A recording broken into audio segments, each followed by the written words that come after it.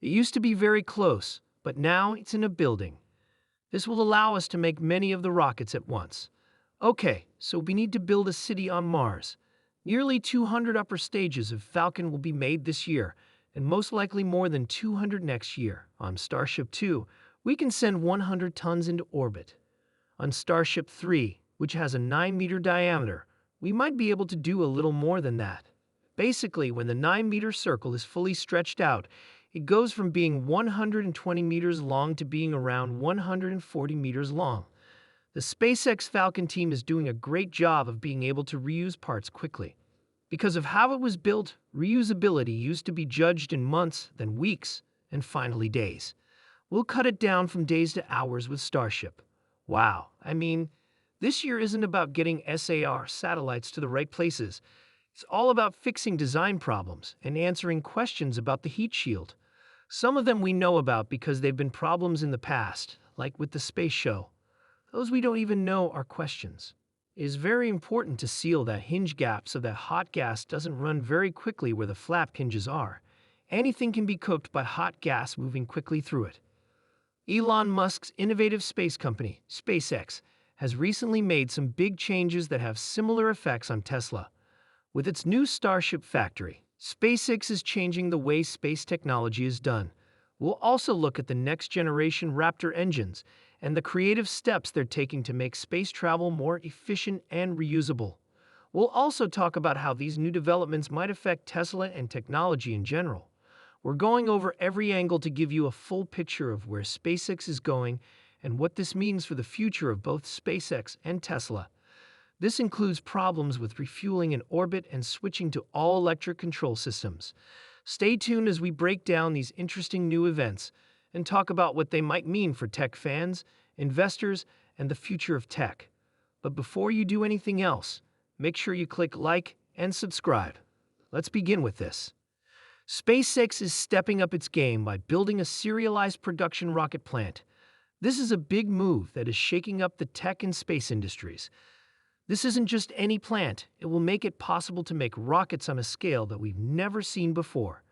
Think about a factory that is so high-tech that it wants to make 1,000 ships every year. They're ready to build 100 ships a year right now, which means a new ship could come out every 3 days.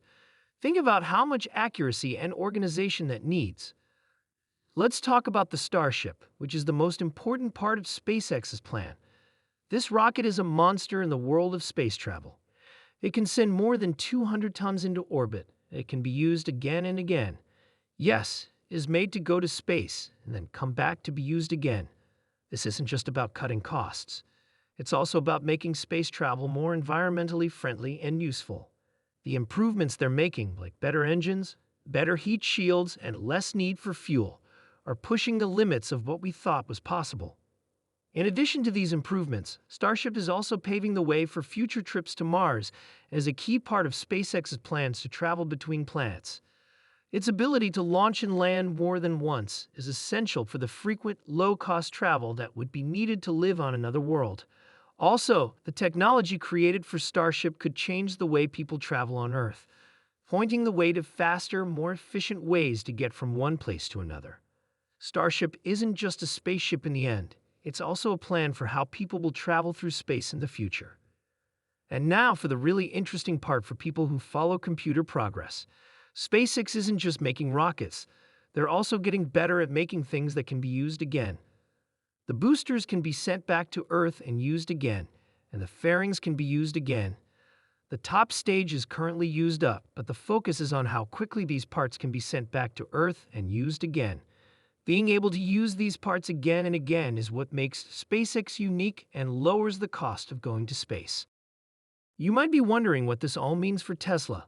Well, Tesla and SpaceX both believe in new ideas and being able to grow. SpaceX is changing the way space technology is used by making rockets that can be used more than once and setting huge production goals. Tesla is doing the same thing in the auto industry with its electric cars and huge production goals. Both companies show how big ideas and the right use of technology can lead to big changes.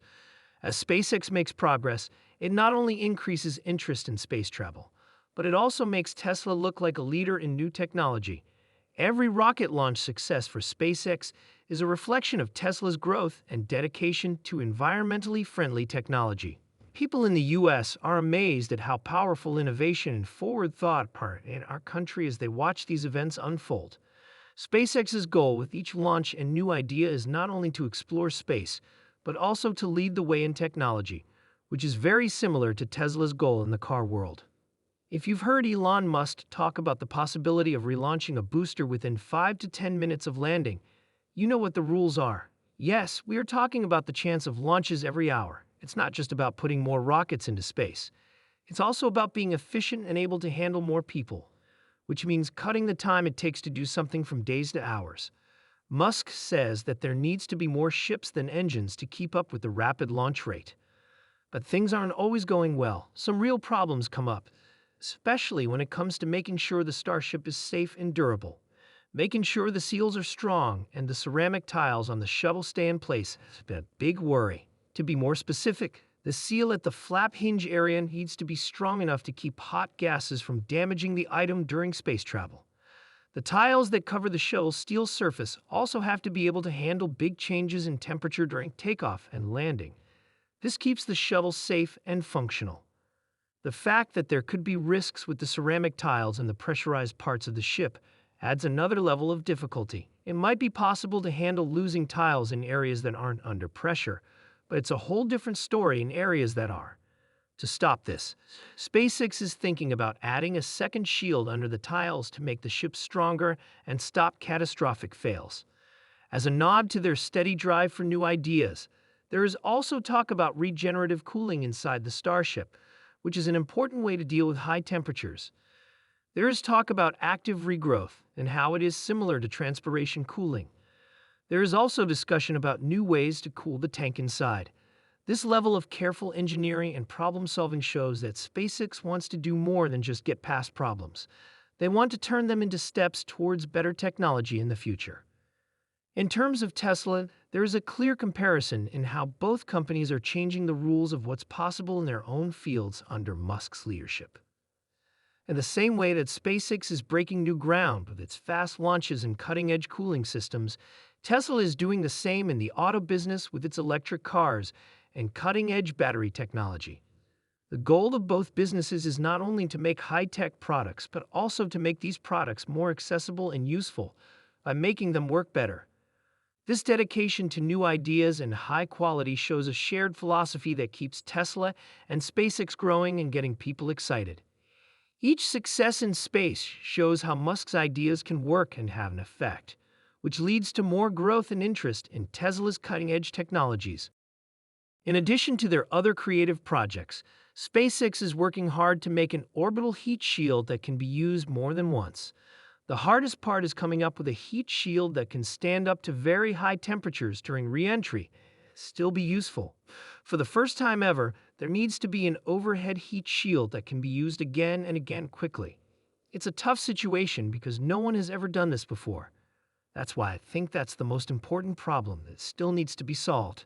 With this flight and the ones that come after it, the goal is to get through the high heat so the heat shield stays alive.